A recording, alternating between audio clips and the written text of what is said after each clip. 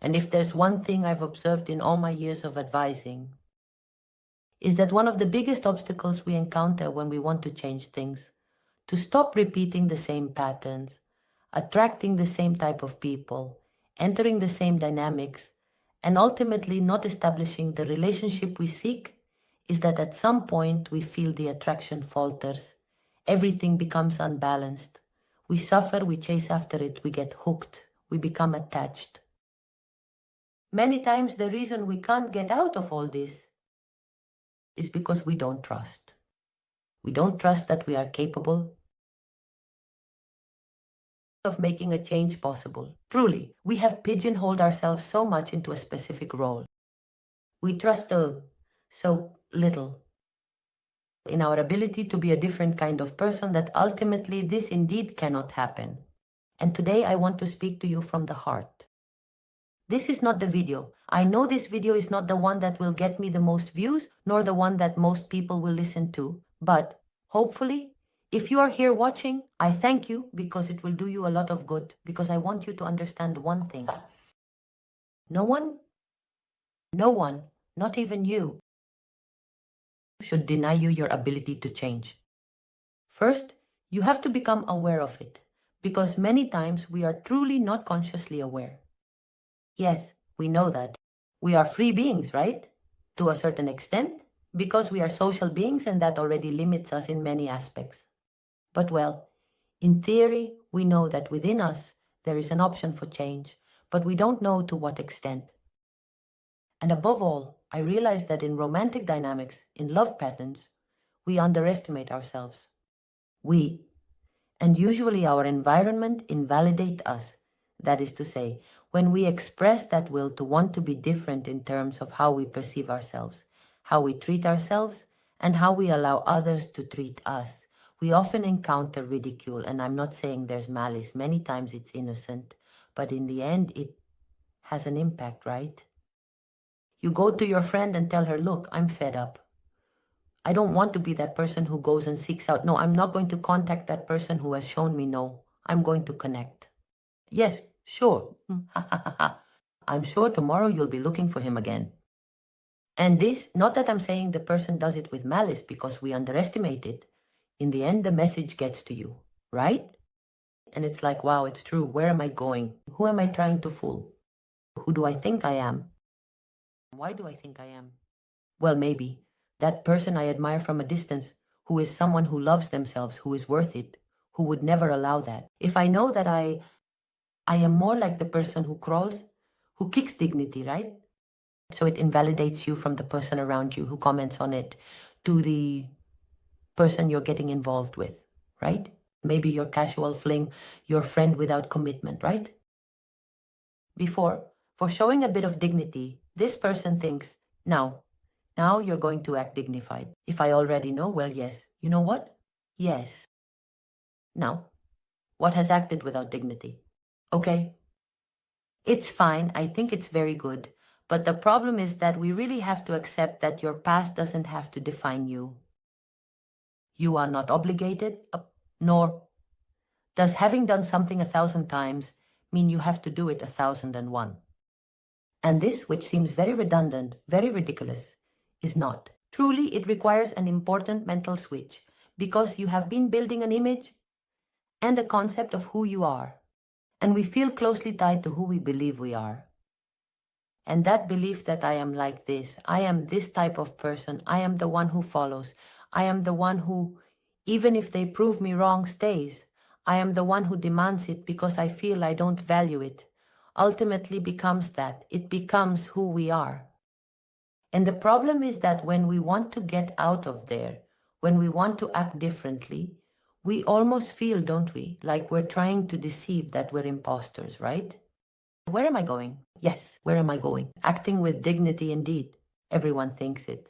And I have proven to myself 1,000 times that no, that I don't have that much self-esteem, that in the end I give in, and that in the end, if this person calls me at 1 in the morning to go to their house, I go because I don't have the willpower to say no, and because I don't feel worthy of someone making an effort for me, and I don't feel capable of turning someone down. No, Because in the end, I want love. I long for love from that spirit. But for love, I want affection. And sometimes I even confuse physical intimacy that doesn't give me what I want with affection.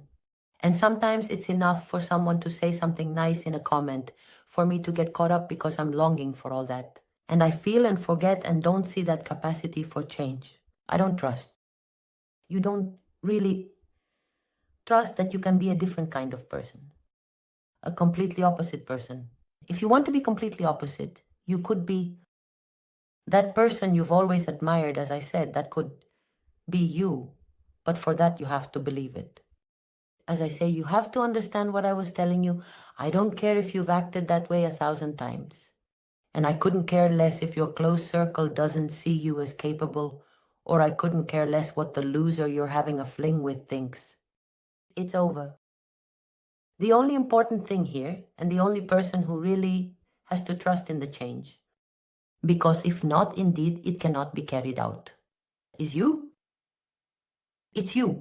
You should not be your own limit when it comes to being able to evolve.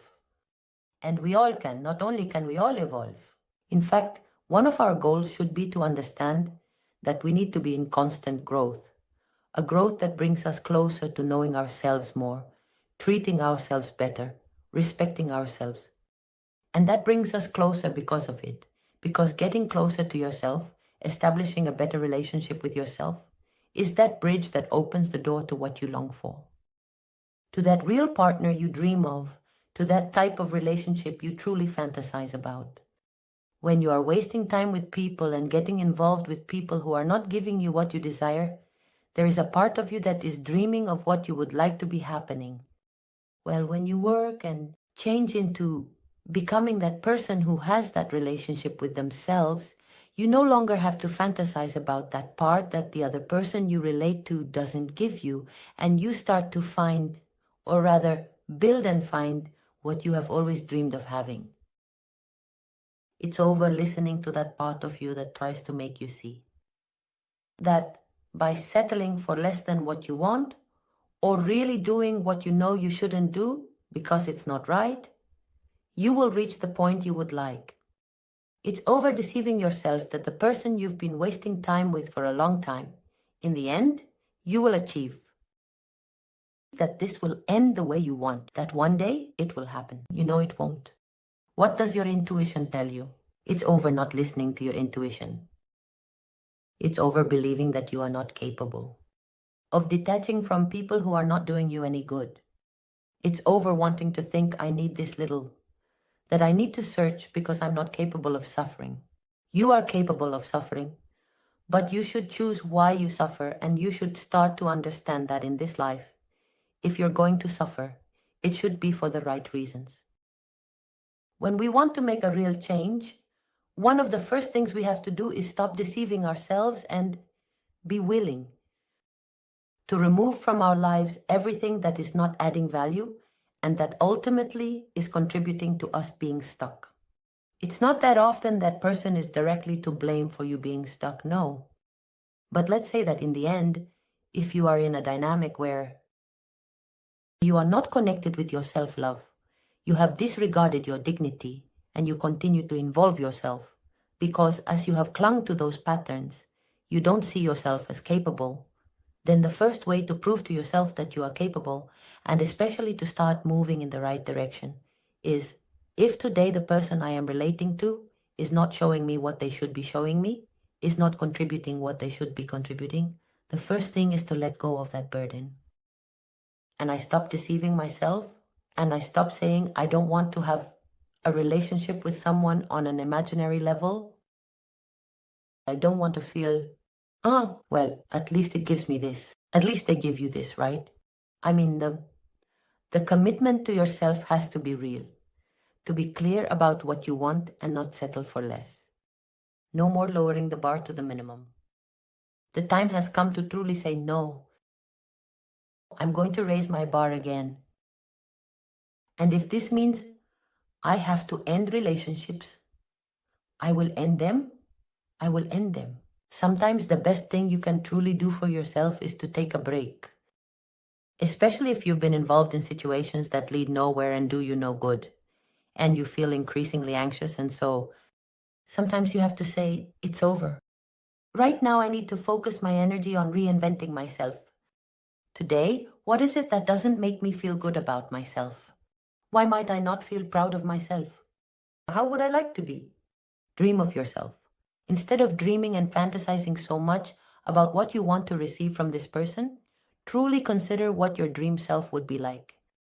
A self that would make you hold your head high and say, and don't be afraid, that is, don't limit yourself. Don't say, no, man, but I don't want to believe it either. Believe everything you want to believe about yourself. If you don't believe it, who else will? Truly believe everything you want to believe about yourself. But of course, this has to be accompanied, as I say, by actions. You have to prove it to yourself truly. Self-love isn't just about standing in front of the mirror and saying, I love myself, and telling your friends, I love myself. You have to prove it to yourself. And when you interact with others, the way to prove it to yourself, above all, is that you obviously don't negotiate being reciprocated. You don't negotiate being reciprocated. If you are in a place where you don't feel good, you don't feel comfortable with how you're treated, you feel you're receiving insufficient treatment, you need to distance yourself. Why? Because that is taking care of yourself. That is protecting yourself. So as I say, if you want a real change, the change first involves analyzing what are you connecting with today? What type of relationship do you have today? What do you really bring to yourself? What do you bring to yourself? And what is it that you want? And if that means cleaning the house, then you clean it. And if that means letting go of whoever, then you let them go. And as I say, you no longer have to put the energy into yourself, into truly realizing, hey, that's enough.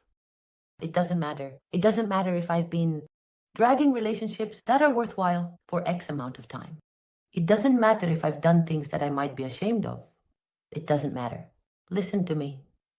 Most people in this life have done things they're ashamed of and don't tell you about. But understand that, in the end, if you want a different future, indeed your actions in the present will define you. So from now on, I'm going to do the kind of things that, when I think about them, make me feel good about myself, make me feel proud of who I am. And I can do it. That is to say, I can completely change the way I relate to others, what I ask for, when someone enters my life, how I treat and consider myself. All of that is 100% changeable. There are people in their lives who have gone from having a terrible love life, from being doormats, going around desperate, settling for the bare minimum, to the complete opposite, to being the type of person who attracts and has people following them. But at some point in their lives, these people have realized it's over. Maybe they've hit rock bottom, maybe something has flipped the switch for them, they've said it's over. And what has happened there is that they have trusted in their ability to change. Because that part which seems like the simplest is the most complicated. Because you set your mind to it, but you don't have faith in yourself. And then someone from outside comes along. Yes, sure, I don't know. What you like is searching. And that's why it's usually good to also break the bond we have with the person at hand if it's not worth it, because we've also pigeonholed roles. And it's over. You don't need anyone's permission, nor does anyone have to approve or trust.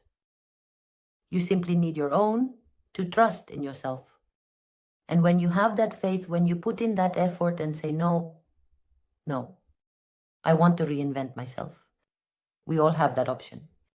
We have the option to change, the option to grow. And there's no aesthetic glow up that can even remotely compare to that internal glow up that arises when you change your mindset and say, from now on, I bet on myself.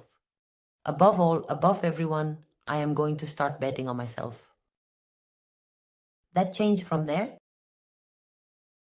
The next thing I say, it cannot be compared to another. In most cases, believe me, life doesn't just one day change you. Life doesn't change you, it's you. Who one day takes charge to make it so? Who decides I want my reality to be different? and you become aware of that in the end you have much more power over that, over influencing it to be so, that things are different. Because usually it's not that we don't know how to differentiate what is right, what we should do from what we shouldn't, but rather other things falter. Our will fails us. Our faith in ourselves fails us. We lack confidence and faith in ourselves. And that's where you really need to focus. You need to push yourself. You have to trust yourself. You have to bet on yourself. The more, the better. And don't let anyone tell you otherwise, not even yourself. And don't let yourself tell you otherwise, please, really. And what I'm telling you today, as I say, if you internalize it, if you think it over and say, of course, why not? Why haven't I seen it before?